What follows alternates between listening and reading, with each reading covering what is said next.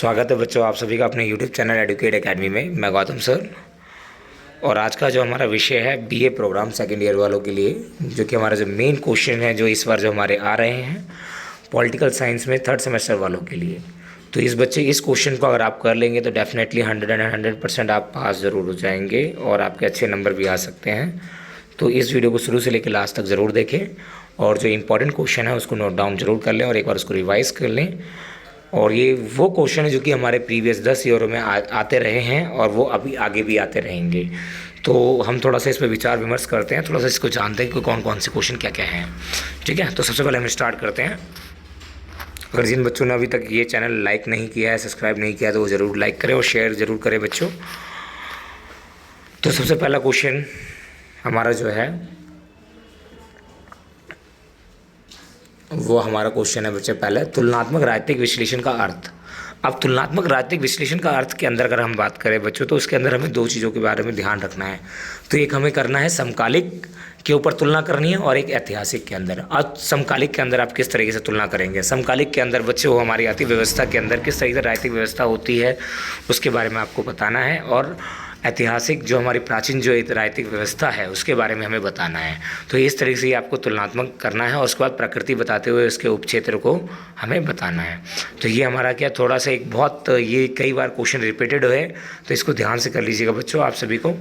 इसके बाद है हमारा बच्चों सेकेंड इंपॉर्टेंट क्वेश्चन जो हमारा है, राजनीतिक व्यवस्था से आप क्या समझते हैं। राजनीतिक व्यवस्था क्या होती है बच्चों? तो राजनीतिक व्यवस्था क्या होती है जिसके अंतर्गत हम राजनीतिक की समस्याओं को जानते हैं, जैसे कि जो मेन मुद्दा होता है हम उस चीज़ों को समझते हैं। फिर जब तक हम किसी समस्याओं को नहीं समझेंगे जब तक हम उसकी समस्याओं का निवारण नहीं कर सकते। तो आप सभी को पता होगा कि राजनीतिक व्यवस्था के अंतर्गत बहुत सारी चीज़ें आती है, निवेश और निर्गत। तो निवेश और निर्गत होता क्या है बच्चों, सबसे पहले उसको जान लीजिए। निवेश तो कोई भी अगर इसमें राजनेता आता है वो सबसे पहले निवेश करता है। निवेश मतलब वो उनकी मांगों को देखता है, देन वो उसकी मांगों को पूरा करता है, ये निवेश हो गया। जब उन्होंने क्या किया, उनकी मांगों को पूरा किया, पॉलिसीज़ बनाई, उसके बाद वो क्या करते हैं, उनको समर्थन मिलता है, उसी समर्थन को हम निर्गत बोलते हैं, उपागम। तो ये क्या है, राजनीतिक व्यवस्था को सही तरीके से जानना, सुव्यवस्थित तरीके से। तो इसमें बहुत सारे लोगों ने, हौसले ने एक अपना ओपिनियन दिया है, जिन्होंने बताया कि इन्होंने अपनी एक द पॉलिटिकल एक बुक है, उनके बारे में उन्होंने राजनीतिक व्यवस्था के बारे में बताया है। तो राजनीतिक किस तरीके से कार्य करती है, उसकी व्यवस्था के अंदर क्या क्या चीज़ें होती है, क्या क्या समस्याओं को रखा जाता है, उन सभी चीज़ों के बारे में वर्णन किया गया है। अब आते हैं तीसरे क्वेश्चन पे बच्चों हम। अब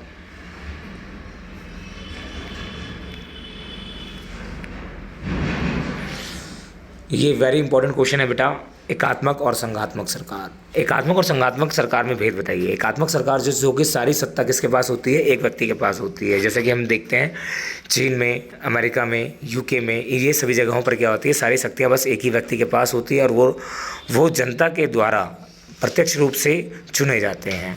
तो उसे हम एकात्मक सरकार कहते हैं। अब आते हैं बेटा संघात्मक सरकार।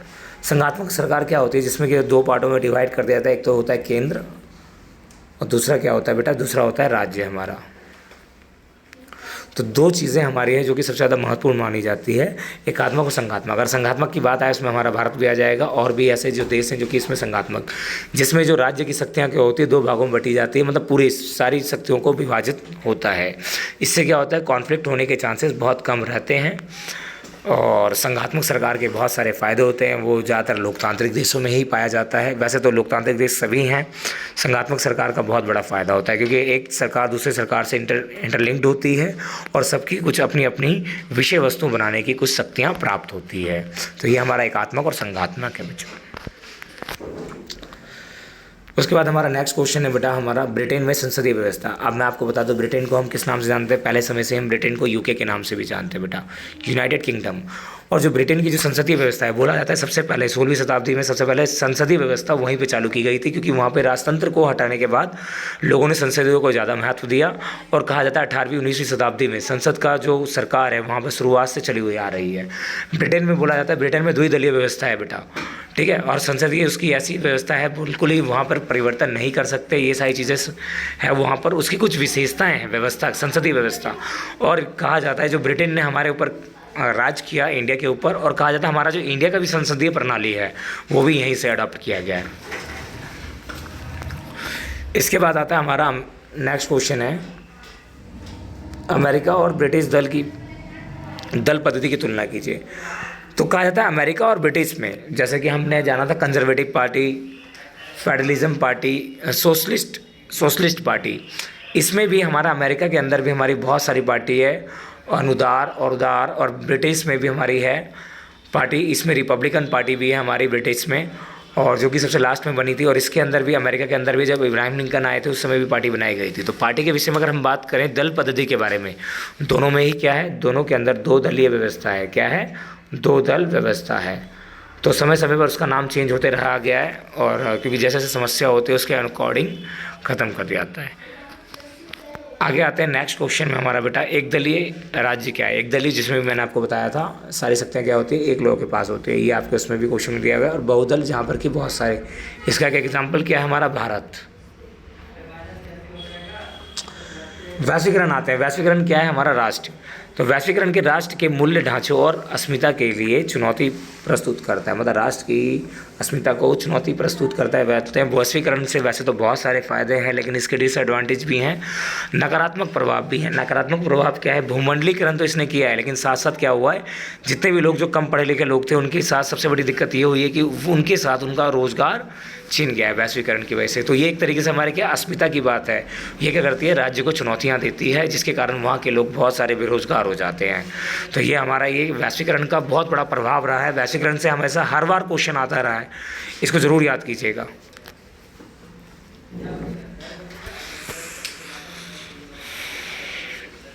अगला है हमारा बच्चों first pass the post system.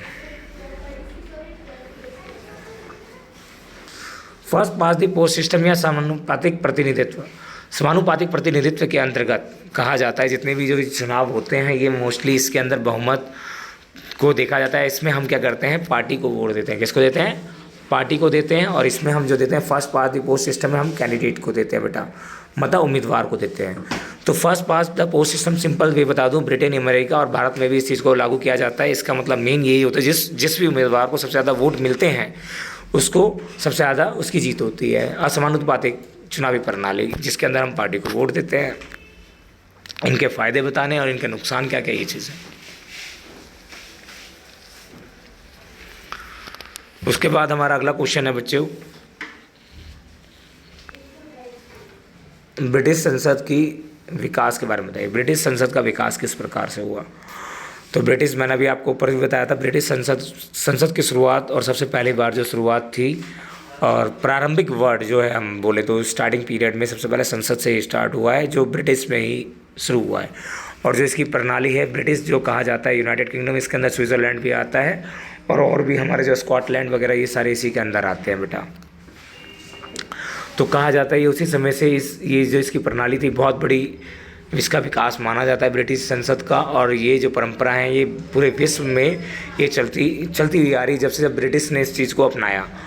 तो कहा जाता है भारत भी इसी चीज़ों के अपनाता है। भारत भी जो प्रणाली है वो किस पर आधारित है? संसदीय प्रणाली पर आधारित है। अब आते हैं हम नेक्स्ट क्वेश्चन, थोड़ा सा हम करते हैं नेक्स्ट।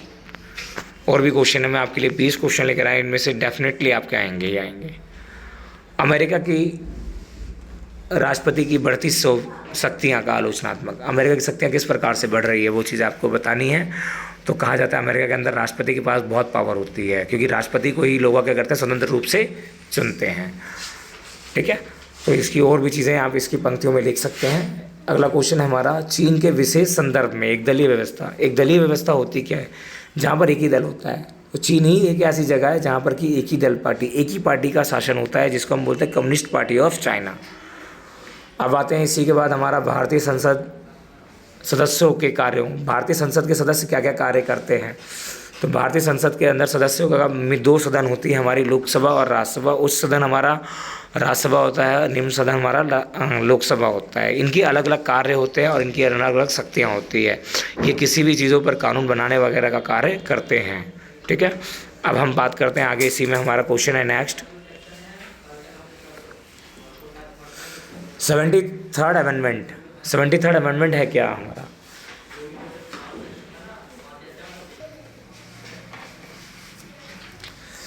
अब हमारा क्वेश्चन है 73वां संशोधन। संविधान के 73वें संशोधन के अंदर बात कही गई है जिसको हम कहते हैं पंचायती राज व्यवस्था। क्या बोलते हैं? पंचायती राज व्यवस्था।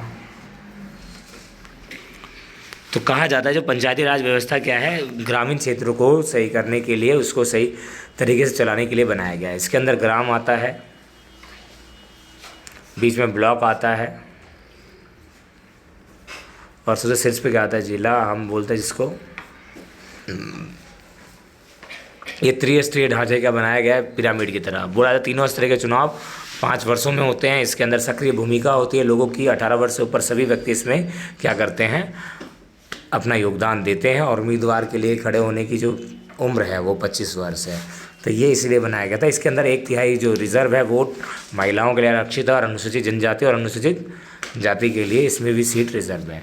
अब आगे आते हैं हमारा क्वेश्चन एक, बिल कानून कैसे बनते हैं। बिल जो संसद के जितने भी सदन हैं वही क्या करते हैं, बिल बनाते हैं। बिल बनाने का काम सबसे पहले ये देखा जाता है कि वो सरकारी बिल है, धन विधेयक बिल है, तो उस पर ध्यान दिया जाता है। अगर धन विधेयक बिल है तो वो लोकसभा से ही पास होगा, सबसे पहले इंट्रोड्यूस होगा, देन उसके बाद वो राज्यसभा में जाएगा। राज्यसभा किसी भी बिल को 14 दिन तक अपने पास रख सकते हैं, अथवा वो फिर वो धन विधेयक को कभी नहीं रोक सकते। धन विधेयक में उनकी भी हाँ होती है। तो इस तरीके से दोनों सदनों से पास हो जाने के बाद वो जो बिल है वो किसके पास जाता है, राष्ट्रपति के पास। देन राष्ट्रपति उस पर साइन करके उस बिल को क्या करते हैं, कानून बना देते हैं। तो ये कुछ प्रोसीजर होता है, उसके ज़रिए आपको करना है, ठीक है। उसके बाद कनाडा का संघीय संविधान, यूके और यूएस के संदर्भ में संसदीय अध्यक्ष प्रणाली के बारे में, वैश्वीकरण क्या है, राज्य प्रभुत्ता से इसका संदर्भ में समझाइए। निम्नलिखित में से किन्हीं 2 पर संक्षिप्त टिप्पणी कीजिए। मीडिया के प्रकार, मीडिया को कहा जाता है स्तंभ माना जाता है। लोकतंत्र का सबसे बड़ा स्तंभ क्या है, मीडिया ही है। तो धन विधेयक क्या है, रेल बजट क्या, रेल के लिए अलग बजट आता है बच्चों, ये चीज़ याद रखिएगा आप सभी, ठीक है। तो ये कुछ महत्वपूर्ण क्वेश्चन है जिसको देखने के बाद आप सभी का एग्ज़ाम बहुत अच्छी तरीके से आ सकता है। आई होप कि आप सभी को वीडियो पसंद आई होगी। Thank you so much.